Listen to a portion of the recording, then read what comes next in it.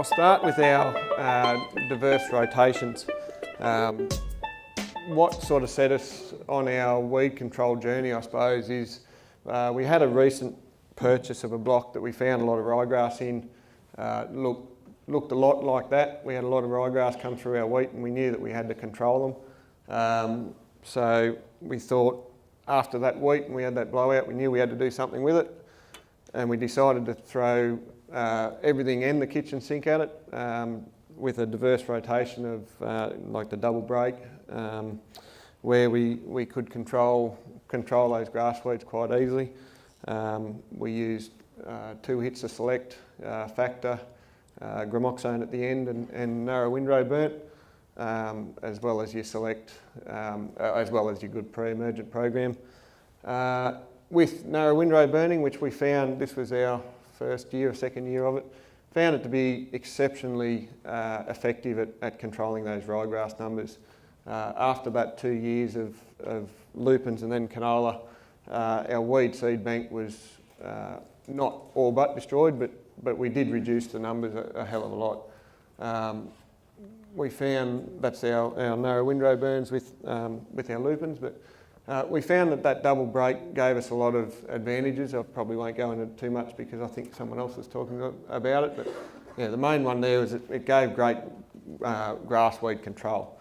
So that was 2 years into our rotation. After our canola, we went back to a wheat, and we found that we were still getting, the weed seed bank was still giving us a lot of weeds that we couldn't control in our wheat. So we knew that narrow windrow burning was quite effective, so we said, righto, we're going to do it with our cereals as well.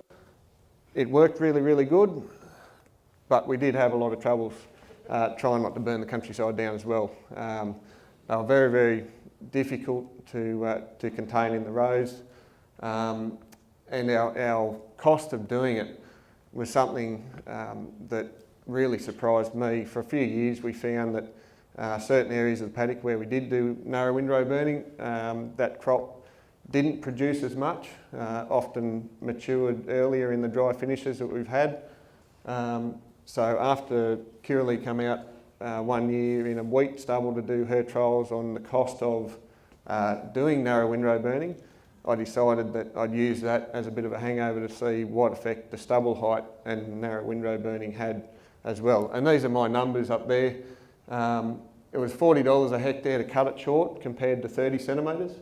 And you can see there that the 15 centimetres versus the 30 centimetres, there was a big yield cost for us in that next year. And a bit of background to that was it was a barley crop, hindmarsh, and we didn't receive any rainfall in September when it was flowering in that early grain fill period. So we did see that we could conserve a lot more moisture with our higher stubble. So at a harvest price of $216 at Junee, it cost us $150 roundabout to do narrow windrow burning.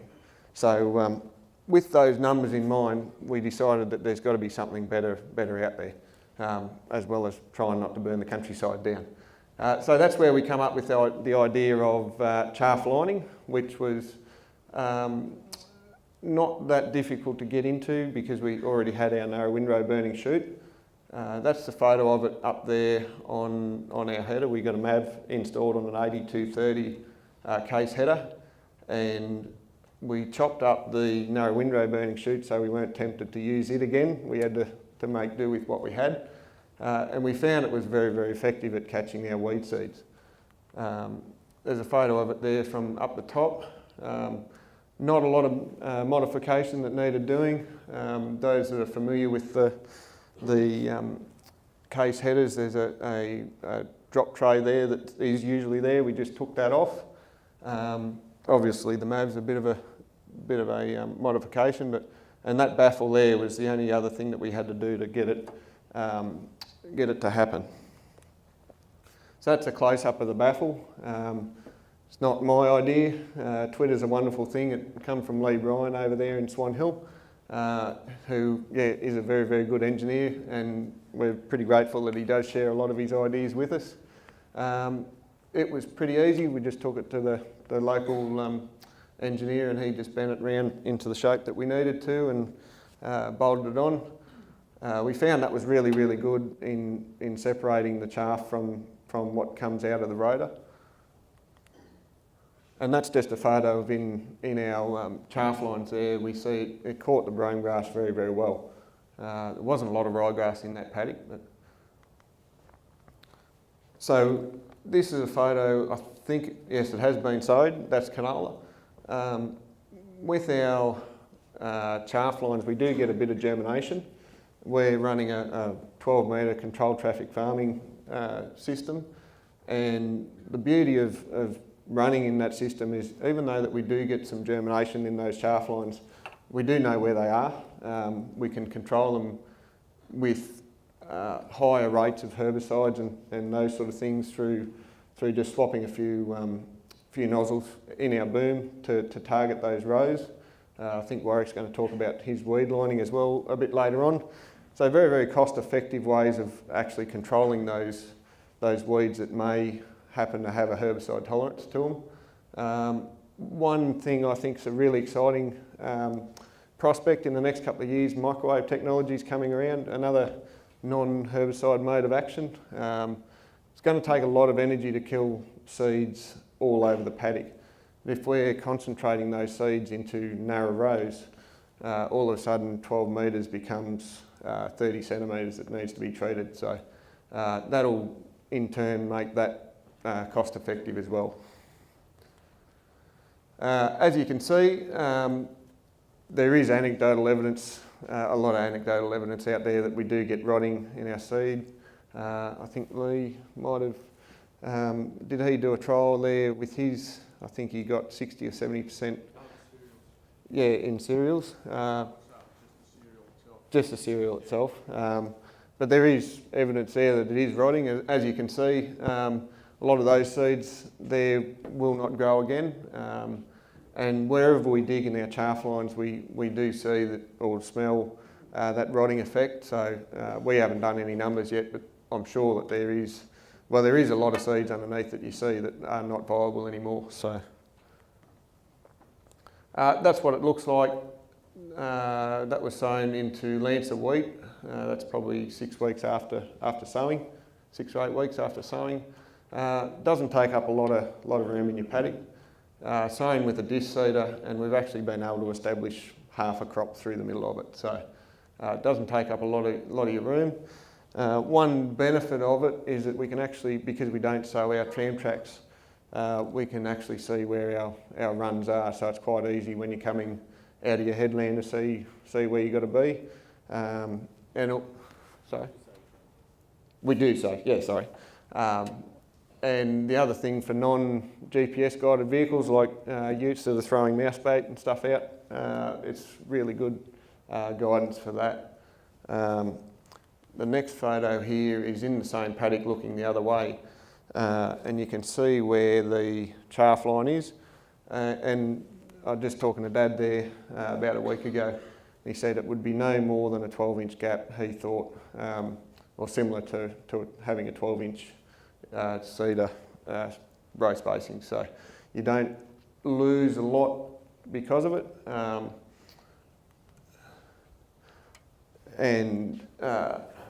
Well, this one here, it's not all beer and skittles.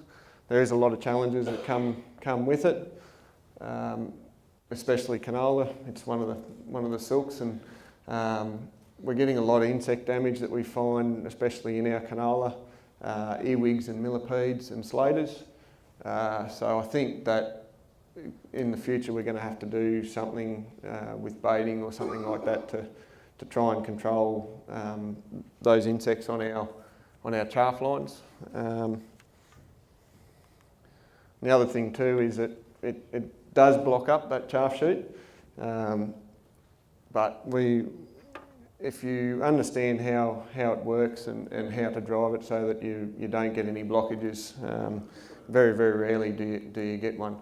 And we just put a camera on there to tell us when it's blocked. You can see the reflective tape there. It works quite well at night time, which is when you tend to get the most blocks because it's a bit dewy in the straw. so that you're not having a big chaff dump there up on the sieves that you've got to shovel out. So we had a trial of a Shelbourne front this year. We had a day with it, got about 70 odd hectares done with it.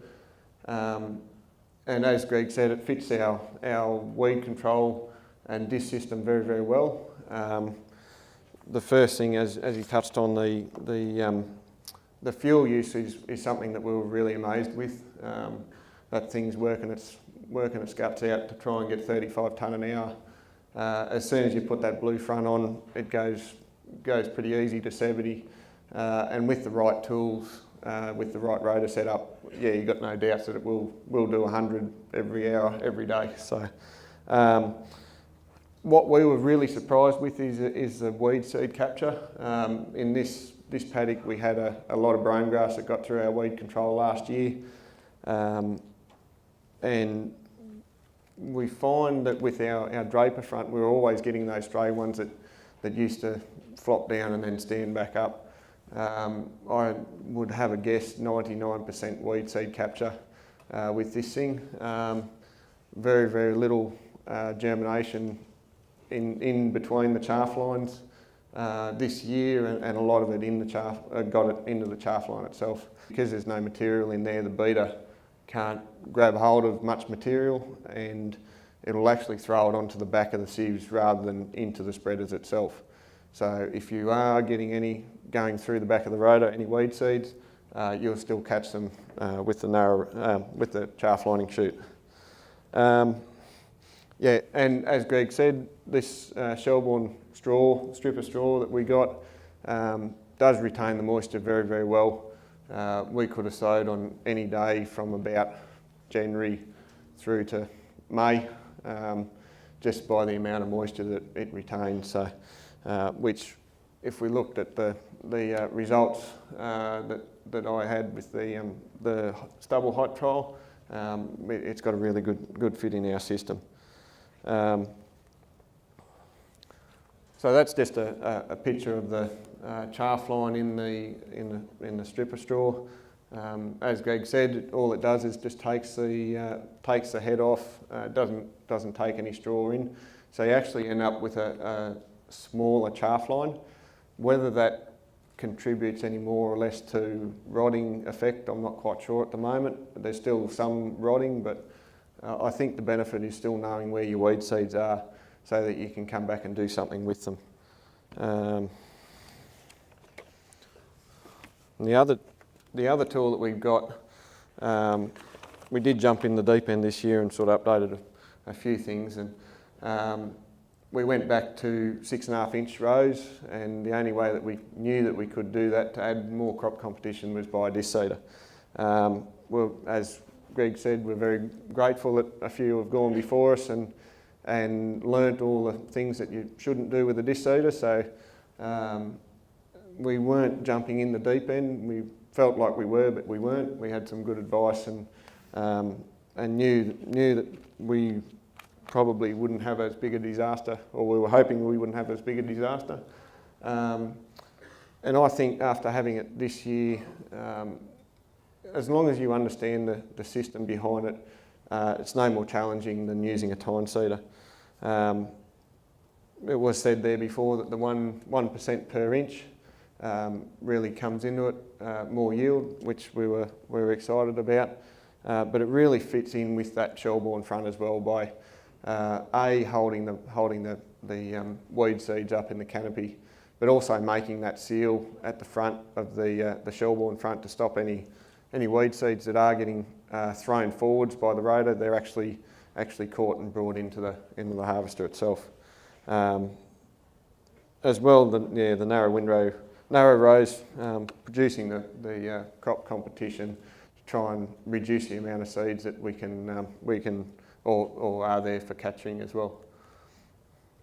So that's just a picture of it going through the stripper straw. You can see down that bottom corner there is the height that we were harvesting at with our draper front, and this is the height of the stubble after the Shelbourne front's been through. And we had no dramas at all going through that. It actually looked as though the crop had emerged better through the Shelbourne front than what the Draper front was. So that just about wraps me up. But